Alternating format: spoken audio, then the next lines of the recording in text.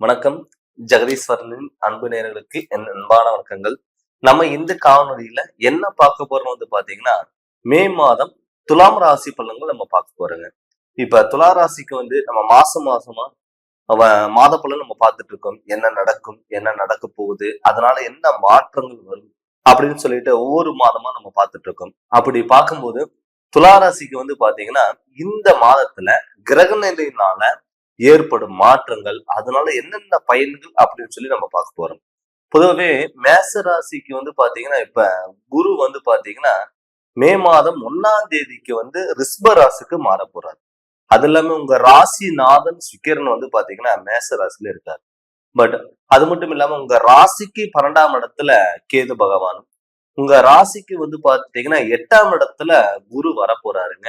அதுல பாத்துட்டீங்கன்னா மேன ராசியில செவ்வாய் பகவானும் ராகு பகவானும் சேர்க்க, மேச ராசியில புதன் பகவான் சேர்க்க, கும்ப ராசியில சனி பகவான் சேர்க்க. இது பாத்துட்டீங்கன்னா கிரக நிலைகளோட அமைப்பு. இப்ப மே மாதத்துல ஆரம்பத்திலே பாத்துட்டீங்கன்னா மே மாசம் 1ஆம் தேதி பாத்தீங்கன்னா சித்திரை மாதம் 18ஆம் தேதி அன்னைக்கு பாத்தீங்கன்னா இப்ப மேச ராசியில இருக்கிற குரு உங்க ராசிக்கு 8ஆம் இடத்துல வராரு. அப்படி 8ஆம் இடத்துல வரும்போது அஷ்டமாதிபதி குருவா வராருங்க. அப்படி குரு வரும்போது சில மாற்றங்கள் உங்களுக்கு உண்டாகும். அதாவது திடீர்னு ஒரு மாற்றங்கள், நம்ம எதிர்பார்க்காத விஷயங்கள், ஒரு நடக்கக்கூடிய ஒரு வாய்ப்புகள், அதாவது திடீர்னு ஒரு சர்ப்ரைஸா நமக்கு கிடைக்கக்கூடிய ஒரு வாய்ப்புகள் கண்டிப்பா இருக்கும். ஏன்னு கேட்டீங்கன்னா உங்க ராசிநாதன் சுக்கிரன் பாத்தீங்கன்னா மேச ராசியில இருக்காரு. அதாவது பாத்தீங்கன்னா சூரியனோட சேர்க்கை பிற்பாதுல பாத்துட்டீங்கன்னா அந்த சூரியன் பாத்தீங்கன்னா ரிஷப ராசிக்கு மாறுவார். அந்த ரிஷப ராசிக்கு மாறும்போது சுக்கிரனோட புதன் சேர்க்கை இருக்கும் பொழுது உங்களுக்கு பாத்துட்டீங்கன்னா சில டயத்துல நினைச்சது நடக்கக்கூடிய வாய்ப்புகள் அதிகமா இருக்க போகுது. அதனால என்ன ஆகும், நம்ம ஒரு விஷயம் ஒரு முடிவெடுப்போம், அதை பண்ணலாமா வேண்டாமான்னு சொல்லிட்டு உங்களுக்கு பல யோசனைகள் ஓடிட்டு இருக்கும். இது பண்ணலாமா வேண்டாமா, அங்க போகலாமா இங்க வரலாமா, உங்களால ஒரு முடிவெடுக்கிறதுக்கு விடாம பல குழப்பத்தை உண்டு பண்ணலாம். ஆனா மத்தவங்களுக்குன்னு ஒரு முடிவு எடுத்து நீங்க சொல்லும் போது முன்னாடி நின்று அதை சரி பண்ணி கொடுத்துருவீங்க. உங்களுக்கு நீங்க எடுத்து பண்ணும்போது என்னன்னா அது தடங்கலாம், ஒரு முடிவெடுக்கக்கூடிய ஒரு சூழ்நிலையில் இல்லாம போகும். அது இல்லாம பாத்தீங்கன்னா இப்ப 8ஆம் இடத்துல குரு வர்றாரு. 8ஆம் இடத்துல குரு வரும்போது இந்த மே மாதத்துல மெயினா உடல் ஆரோக்கியத்துல கொஞ்சம் தொந்தரவுகள் கொடுக்கும். உடல் ஆரோக்கியத்துல கொஞ்சம் கவனமா இருக்கணும். நம்ம பாத்துட்டீங்கன்னா ஒரு சின்ன விஷயமா தான் இருக்கு அப்படின்னு சொல்லிட்டு நீங்க அசால்ட்டா விட்டுறக்க கூடாது. அதே மாதிரி கவனமா இருக்கிறது நல்லது. பொருளாதாரத்துல மிக கவனமா இருக்கணும். ஏன்னு கேட்டீங்கன்னா இத்தனை நாளா உங்களுக்கு குரு பார்வை இருந்தது. 7ஆம் இடத்துல குரு பார்வை இருந்தனால தொட்டதெல்லாம் பொன்னாகக்கூடிய ஒரு காலமா இருந்தது. ஆனால் இப்ப பாத்தீங்கன்னா கொஞ்சம் தடுமாற்றம் கண்டிப்பா இருக்கும். அது இல்லாம பாத்துட்டீங்கன்னா மெயினா தொழில்ல மிகவும் கவனமா இருக்கணும். ஏன்னு கேட்டீங்கன்னா தொழில்ல இடம் மாற்றங்கள் வரலாம். பல இடத்துல சில பிரச்சனைகளும் நமக்கு கொடுக்கலாம்.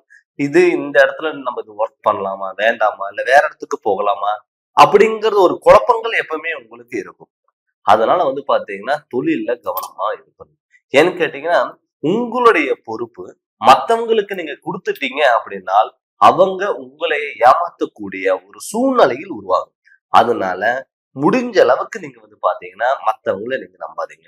அது இல்லாம 12ஆம் இடத்துல பாத்தீங்கன்னா கேது பகவான் இருக்காரு, விரைய குருவா இருக்காரு, சாரி விரைய கேதுவா இருக்காரு.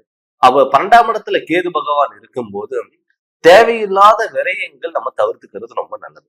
இப்ப ஆல்ரெடி 8ஆம் இடத்துக்கு குரு வந்துட்டாரு, 12ஆம் இடத்துல கேது பகவான், 7ஆம் இடத்துல பாத்தீங்கன்னா 6ஆம் இடத்துல பாத்தீங்கன்னா உங்களுக்கு ராகு பகவான் இருக்காரு.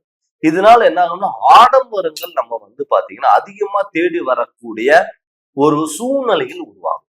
அப்படி ஆடம்பரங்கள் நம்ம அதிகமா வரும் பொழுது என்ன ஆகும்னா நம்ம கிட்ட கையில பணமே இல்லைன்னா கூட நம்ம பாத்துட்டீங்கன்னா கடன் வாங்கியாவது ஏதாவது ஆடம்பரங்கள் வாழ்க்கை நம்ம வாழணும் அப்படிங்கிற எண்ணங்கள் நமக்கு வரும். அதனால அகல்கால் வைக்காத மாதிரி நீங்க பாத்துக்கோங்க. அப்படி அகல்கால் வைக்கும் போது நீங்க என்ன ஆகும்னா கடன் கட்டக்கூடிய சூழ்நிலையில் உருவாகமே போயிடும். நீங்க 2 ரூபா கடன் கட்டினீங்கன்னா மறுபடியும் 4 ரூபா கடன் வாங்கதான் பார்க்குமே தவிர கட்டுறதுக்கு விடாது. அதனால முடிஞ்ச அளவுக்கு அகல்கால் வைக்கிறத தவிர்த்துக்கோங்க. அதே மாதிரி வண்டி வாகனங்கள் ஏதாவது நீங்க மாற்றலாம், இல்ல நான் மாத்தணும், இல்ல லோன் ஆல்ரெடி நான் போயிட்டு இருக்கு அந்த லோனை கட்டிட்டு வேற ஏதாவது வண்டி எடுக்கணும், புது கார் எடுக்கணும் அப்படின்னு நீங்க நினைச்சீங்கன்னா நீங்க தாராளமா நீங்க பண்ணலாம். அதே மாதிரி அசையா சொத்துகள் ஏதாவது முடிஞ்ச அளவுக்கு பண்ண பாருங்க. அசையா சொத்துங்கிறது வந்து பாத்தீங்கன்னா ஒரு வீடு கட்டுறது, இடம் வாங்குறது, பழைய வீடு ஆல்ட்ரேஷன் அது மாதிரி ஏதாவது பண்ணணும். இல்ல பூர்வீகத்தில் நம்ம வந்து ஒரு வீடு கட்டணும் அப்படின்னு நீங்க நினைச்சீங்கன்னா நீங்க தாராளமா நீங்க கட்டலாம். ஏன்னு கேட்டீங்கன்னா இது கட்டக்கூடிய ஒரு சூழ்நிலைகள் அமைப்பாதான் இந்த மே மாதம் உங்களுக்கு இருக்க போகுது. பட் 8ல குரு வரணும்னா அஷ்டமாதிபதி குரு இருக்குனால நம்ம பயப்பட வேண்டிய தேவையில்லை. ஏன்னு கேட்டீங்கன்னா உங்க ராசிநாதன் சுக்கிரன் வந்து பாத்தீங்கன்னா மேச ராசியில இருக்காரு. பிற்பாதையில வந்து பாத்தீங்கன்னா ரிஷப ராசிக்கு மாறுவாரு. அது இல்லாம உங்களுக்கு வந்து சுக்கிரனும் யோகக்காரகன், அது இல்லாம சனியும் யோகக்காரகன். உங்க ராசிக்கு 5ஆம் இடத்துல சனி பகவான் இருக்காரு. இதெல்லாம் இருக்கும்போது வந்து பாத்தீங்கன்னா பெரிய பாதிப்புகள் இருக்காது. முடிஞ்ச அளவுக்கு கணவன் மனைவிக்குள்ள விட்டு கொடுத்துட்டு போங்க. ஏன்னு கேட்டீங்கன்னா சில டயத்துல நீங்க ஒரு முடிவு எடுப்பீங்க, அது அந்த முடிவுக்கு ஆப்போசிட்டா உங்களுடைய பார்ட்னர் இருப்பாங்க. அதனால முடிஞ்ச அளவுக்கு வந்து பாத்துட்டீங்கன்னா விட்டு கொடுத்துட்டு போறது நல்லது. ஏன்னு கேட்டீங்கன்னா மெயினா துலாராசிக்காரர்களை வந்து பாத்துட்டீங்கன்னா நம்ம போற வழிதான் கரெக்ட், நம்ம பேசக்கூடிய விஷயங்கள் தான் கரெக்ட், நம்ம பண்ணக்கூடிய விஷயங்கள் தான் கரெக்ட் அப்படின்னு சொல்லிட்டு கண்டிப்பா இருப்பாங்க. அது முடிஞ்ச அளவுக்கு எந்த ஒரு விஷயம் நீங்க பண்ணாலுமே யோசிச்சு நிதானமா கண்டிப்பா நீங்க பண்ணுங்க. உங்களுடைய வாழ்க்கையில மிகப்பெரிய மாற்றங்கள் கண்டிப்பா வரும். மெயினா திருமணம் ஆகாதவங்களுக்கு ஏன்னு கேட்டீங்கன்னா துலாம் ராசி பொறுத்தளவே அன்புக்கு அடிமை ஆயிடுவாங்க. ஏன்னு கேட்டீங்கன்னா அவங்களுக்கு வந்து ரசிக்கக்கூடிய தன்மை அதிகம். யாராவது அவங்க மேல அன்பு காமிச்சிட்டாங்கன்னா அவங்க நல்லவங்க அப்படின்னு சொல்லி நம்பக்கூடிய வாய்ப்புகள் அதிகம். அதனால வந்து பாத்தீங்கன்னா மேக்சிமம் வந்து துலாம் ராசிக்காரங்களுக்கு லவ் மேரேஜுகளுக்கு வாய்ப்புகள் அதிகமா இருக்கும். விருப்பப்படி மேரேஜ் பண்ணணும் அப்படிங்கிற எண்ணம் அவங்களுக்குள்ளேயே இருக்கும். அதனால வந்து என்ன ஆகும்னா முடிஞ்ச அளவுக்கு வந்து இந்த திருமண யோகம் இப்ப கைகூடி 8ஆம் இடத்துக்கு குரு போனா கூட திருமண யோகங்கிறது தாராளமா பண்ணலாம். திருமணம் நடக்காதவங்களுக்கு திருமணம் நடக்கிறதுக்கான வாய்ப்புகள் இருக்கு. அதனால திருமணத்துக்கான நீங்க ஸ்டெப் எடுத்தீங்கன்னா அது கண்டிப்பா நடக்கும். அதே மாதிரி கணவன் மனைவிக்குள்ள ஒற்றுமைகள் கல்யாணம் பண்ணிட்டோம், எதுக்கு எடுத்தாலும் சண்டை சச்சரவுகள் பிரச்சனைகள் அது எல்லாமே சரி செய்யக்கூடிய ஒரு மாதமா இந்த துலாம் ராசிக்கு இருக்க போது. இந்த மாதத்துல இந்த குரு பயிற்சிக்கு அப்புறமும் சரி இந்த கிரகணங்கள் கோச்சாரப்படியும் உங்களுக்கு அற்புத பலன்கள் கண்டிப்பா இருக்கும். அதனால வந்து பாத்தீங்கன்னா இந்த முழு வாய்ப்பை நீங்க கரெக்டா பயன்படுத்திக்கோங்க. நம்ம 8ஆம் இடத்துக்கு குரு மாறுனால நமக்கு வாய்ப்புகள் இல்லாம போயிருமோ, நமக்கு ஏதாவது பிரச்சனைகள் வருமோ அப்படின்னு நீங்க யோசிக்கவே வேண்டாம். உங்களுக்கு கண்டிப்பா நல்ல பலன்கள் கண்டிப்பா கொடுக்கும்.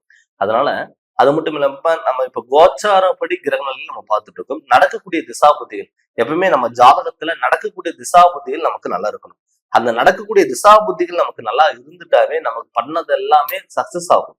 அதே மாதிரி நம்ம ஜாதகத்துல ஏதாவது தோஷங்கள் இருக்கா, எப்பவுமே வந்து பாத்துட்டீங்கன்னா ஜாதகம் நல்லா இருக்கும், சில பேர்த்துக்கு வந்து தோஷங்கள் இருக்கும் ஜாதகத்துல. அதுக்கான வழிபாடுகளை அவங்க ஃபாலோ பண்ண மாட்டாங்க. எப்பவுமே தோஷங்கள் இருந்தா அதுக்கான வழிபாடுகளுக்கு நம்ம ஃபாலோ பண்ணும்போது அந்த தோஷங்கள் நிவர்த்தனை ஆகி நம்ம நினைச்சது எல்லாமே நடக்கும். அதனால உங்களுடைய ஜாதகத்துல ஏதாவது தோஷங்கள் இருக்கான்னு நீங்க பாத்துக்கோங்க. அப்படி நீங்க என்கிட்ட பார்க்கணும்னு சொல்லி நீங்க விருப்பப்பட்டீங்கன்னா என்னுடைய வாட்ஸ்அப் நம்பருக்கு உங்களுடைய ஜாதகம் அனுப்பி விட்டுட்டு நீங்க போன் பண்ணி கன்சல்ட் பண்ணுங்க. கண்டிப்பா உங்களுக்கு நல்ல விளக்கங்கிறத நான் தரேங்க.